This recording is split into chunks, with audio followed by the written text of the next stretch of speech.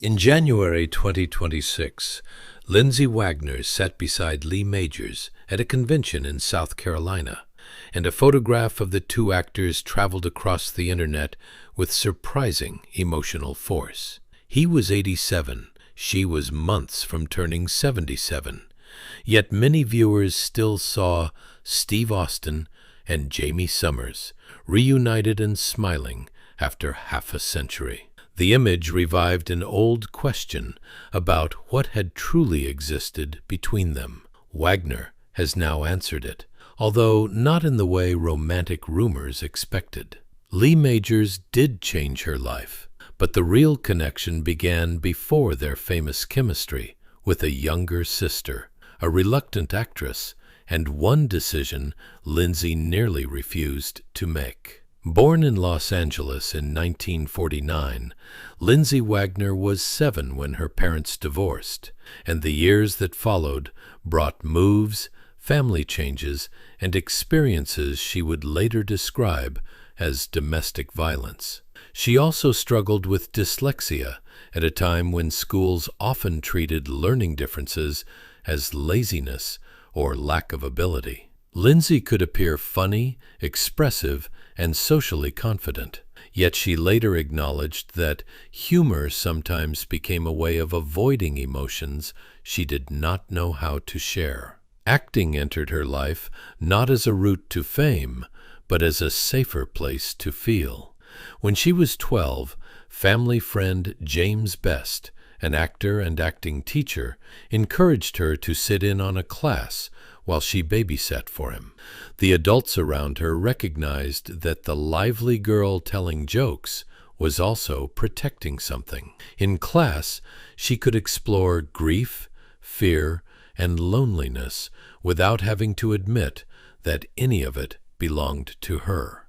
The emotions were assigned to a character, which made them bearable. Years later, that habit of approaching performance from the inside would become the quality that separated Jamie Summers from the brightly colored action heroes around her. Lindsay did not immediately decide that Hollywood would be her life. She traveled, briefly attended college, and found formal study difficult because of dyslexia.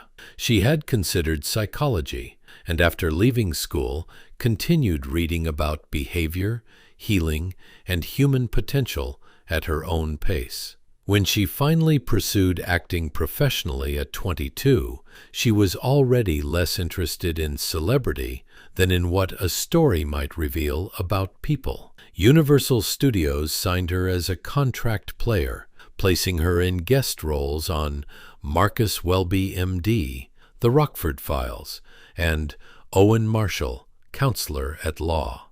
The system gave her steady work while reminding her that young actors rarely controlled what they were asked to become. Her performance in the 1973 film The Paper Chase suggested another future. As Susan Fields, the daughter of an intimidating Harvard law professor, Lindsay had material with emotional tension and adult ambiguity, exactly the kind of work she hoped to pursue. She wanted drama, not a career built around gadgets and weakly villains. That distinction mattered when Universal presented her with one of the final assignments under her contract, a guest appearance on The $6 Million Man, the hugely popular series starring Lee Majors as astronaut Steve Austin. Lindsay's first instinct was to decline. The show was successful, but success was not the same as the path she had imagined for herself. She worried that science fiction adventure would move her farther from serious roles, and she had little reason to believe that a temporary girlfriend written into another star's series could alter anything. The person who changed her mind was not Lee Majors or a producer. It was her younger sister, Randy, 14 years younger and devoted to Lee's show. When Lindsay's mother learned that she was considering turning down the appearance, she objected immediately. Randy loved the $6 Million Man, and the idea that Lindsay could enter that world, meet Lee Majors, and then refuse seemed unthinkable. Lindsay later recalled her mother telling her, "You cannot not do that show. That is your sister's favorite show, period." She read the script again and accepted the role. Decades later, that small family conversation became the most revealing part of the rumor surrounding Lindsay and Lee, because his influence on her life was real before any scene had been filmed. A little girl's admiration for him pushed her older sister toward the character that would define her. Jamie Summers was introduced as Steve Austin's childhood sweetheart, a former professional tennis player whose history with him created an immediate tenderness. During a skydiving accident, Jamie suffered devastating injuries, and Steve pleaded for doctors to rebuild her with bionic implants similar to his own.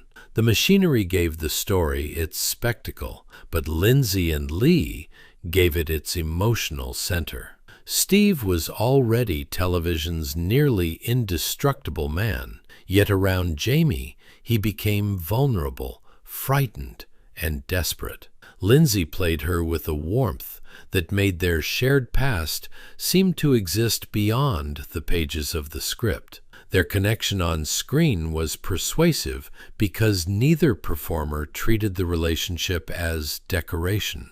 Their scenes carried an ease that viewers often interpreted as evidence of something private, although no reliable public record has established that Lindsay and Lee had an off-screen affair.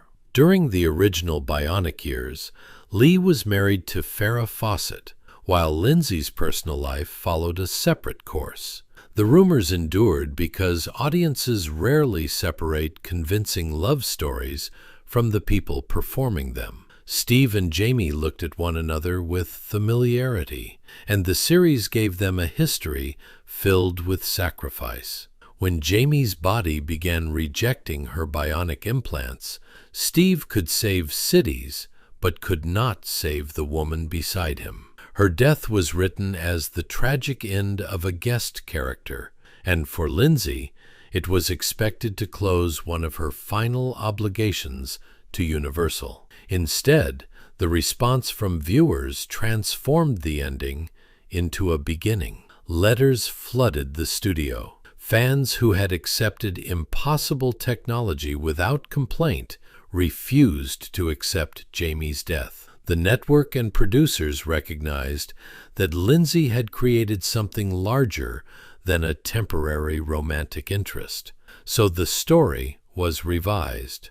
Jamie had survived through an experimental procedure, although the trauma left her with memory loss.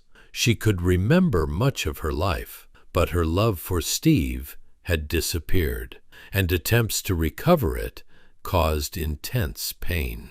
The device allowed the character to return while also separating her from the man whose show had introduced her. That fictional separation carried a strange emotional truth. Lee Majors was the reason many people first met Lindsay Wagner, but Jamie Summers could not become fully hers while remaining only Steve Austin's girlfriend.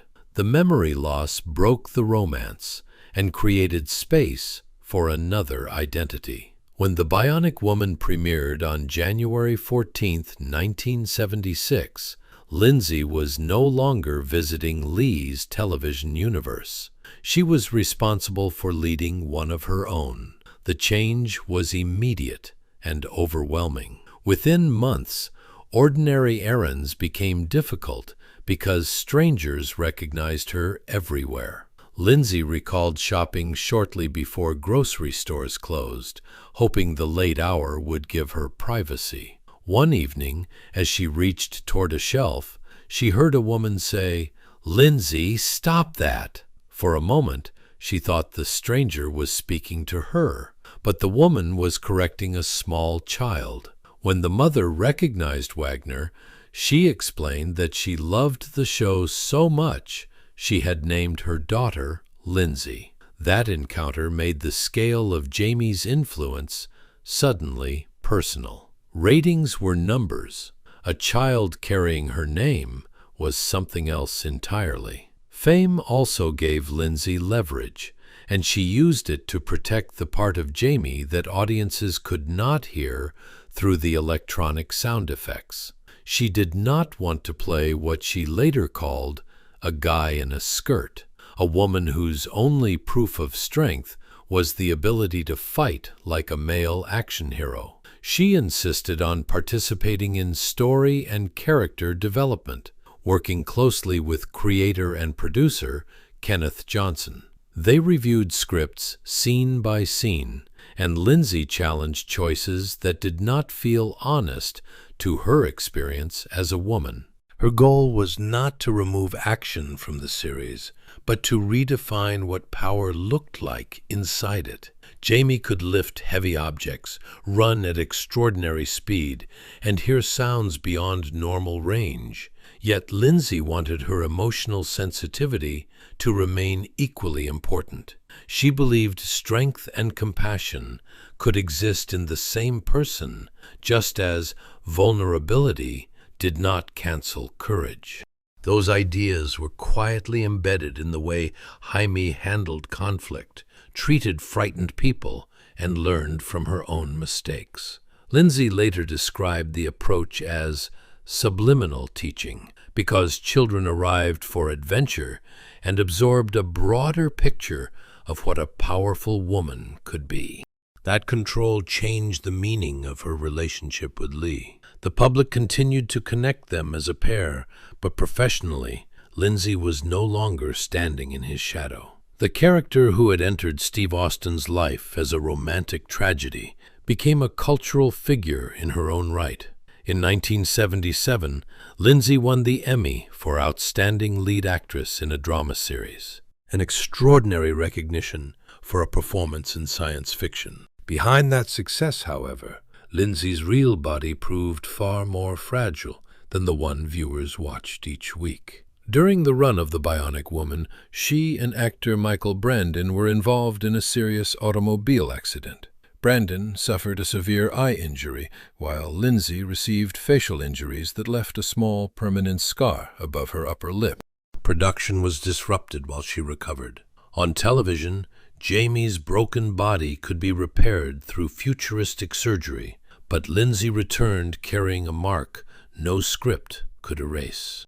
She married Brandon in 1976, but the marriage ended in 1979. Lindsay would marry 4 times in total and have 2 sons with stuntman Henry Kingi, whom she met through her work on The Bionic Woman. Those relationships belonged to her private life, not to the mythology viewers attached to Steve and Jamie. Each divorce made the fictional partnership appear cleaner from a distance. Television preserved Lee and Lindsay at their most beautiful, placed swelling music beneath their losses, and eventually offered the possibility that love, interrupted by tragedy, might wait forever. Real relationships rarely follow that kind of editing. Lee's life was equally separate from the fantasy. His marriage to Farrah Fawcett made them one of the era's most famous couples, and the pressures around their careers were public. Nothing in the verified record supports the idea that Lindsay secretly replaced Farrah or carried on a hidden romance with Lee during production. What Lindsay and Lee shared was less scandalous, but more durable. Professional trust, affection, and ownership of a fictional bond that millions of people refused to forget. When The Bionic Woman ended in 1978, Lindsay did not spend the following decades trying to recreate Jaime. She used the influence the series had given her to pursue projects about subjects television sponsors and networks had often avoided. Her films addressed family violence, capital punishment, illness, prejudice, and exploitation. The choices reflected questions she had carried since childhood, when acting became a place where difficult emotions could be expressed safely. The superhero role had not distracted her from serious work after all. It had given her enough power to make that work possible. She also moved more deeply into the study of holistic health and human potential. Having survived domestic violence when she was young, she later worked with programs connected to child abuse prevention and helped facilitate support for families dealing with domestic violence. The woman famous for mechanical strength became increasingly interested in how people recover from fear, shame, and learned patterns of harm. Jamie Summers could bend steel, but Lindsay's adult work returned repeatedly to a harder question: how does a person rebuild the parts no surgeon can replace? Lee Majors remained connected to that journey, although usually through the doorway of the characters they had created. In 1987, the two reunited for The Return of the $6 Million Man and The Bionic Woman. They appeared together again in Bionic Showdown in 1989, and in 1994, the television movie Bionic Ever After finally allowed Steve Austin and Jamie Summers to marry. Nearly 20 years after Jaime first lost her memory of him, the fictional couple received the ending fans had wanted. For viewers, the wedding could feel like proof that the bond had always been destined to survive. For Lindsay and Lee, it was also a recognition of how permanently the roles had joined their public identities. They could spend years on separate projects and with separate families, but one photograph together would reopen the same emotional room. Fans were not simply remembering a television romance. They were remembering who they had been while watching it. That became especially clear in January 2026 at Central Carolina Comic-Con. Lindsay shared several images from the event, including the photograph beside Lee that prompted fans to respond with uncomplicated joy. The picture did not reveal a secret couple finally stepping into public view. It showed two longtime colleagues comfortable with the history between them, neither pretending that the characters were meaningless nor confusing them with reality. Around the 50th anniversary of The Bionic Woman, Lindsay began explaining that history with unusual clarity. She spoke about Randy's devotion to Lee's show, her own reluctance to accept the guest role, and the intervention from her mother that sent her back to the script. She also described the fan encounters that followed, and the adults who still told her Jamie had shaped their lives. One woman said the character helped inspire her to become an engineer at NASA. Others described difficult childhood homes in which Jaime offered an escape and the feeling that somebody dependable was on their side. Those stories changed the old rumor. The most important connection between Lindsay Wagner and Lee Majors was never a romance hidden from the public. It was a chain of influence that began with Lee's effect on a child he had never met, passed through Lindsay's hesitant decision, and reached millions of viewers through the woman she created. Lee was the recognizable face that drew her toward the opportunity, but Lindsay was the one who turned that opportunity into something no one had planned. At 77, she can now look back without reducing the relationship to either gossip or denial. Lee mattered enormously. Their chemistry mattered. His series provided the entrance. His performance gave her a strong emotional partner, and their reunions helped preserve a piece of television history. Yet the deeper confirmation is that Lindsay's life did not become significant because she stood beside Lee Majors. It became significant because once she entered his world, she insisted on bringing her own understanding of strength into it. The distinction is visible in the photograph from South Carolina. Lee sits beside the woman who was once introduced as Steve Austin's girlfriend, but the decades between them tell a different story. Lindsay survived the death written for her character, the limits executives placed around female heroes, the physical accident that interrupted production, marriages that did not last, and the burden of being remembered for one role. Rather than reject Jamie, she kept returning to the human meaning beneath the bionics. The little sister who loved Lee Majors could never have known what she was setting in motion. Neither could Lindsay's mother, when she insisted that the role was too special to refuse. What looked like a small favor to Randy became a career, an Emmy, a cultural symbol, and a relationship with audiences that lasted 50 years. Lee remained the emotional hinge, but the door opened onto Lindsay Wagner's life. That is why the reunion image feels more moving than any invented confession. It contains affection without scandal, history without possession, and a shared past that never required a secret affair to matter. Steve and Jaime were allowed to become lovers, lose one another, and finally marry. Lindsay and Lee became something quieter.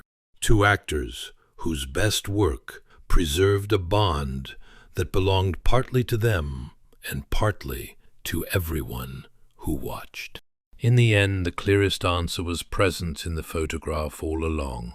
Lindsay Wagner was not returning to the man who had secretly defined her private life. She was sitting beside the colleague whose television image once persuaded her to reconsider a script, and whose fictional love helped introduce the world to the woman she would become. 50 years later, the bionic sound effects are gone. The cameras belong to fans, and the two familiar faces have aged naturally. What remains is the small, unlikely decision that connected them, and Lindsay's life on the other side of it.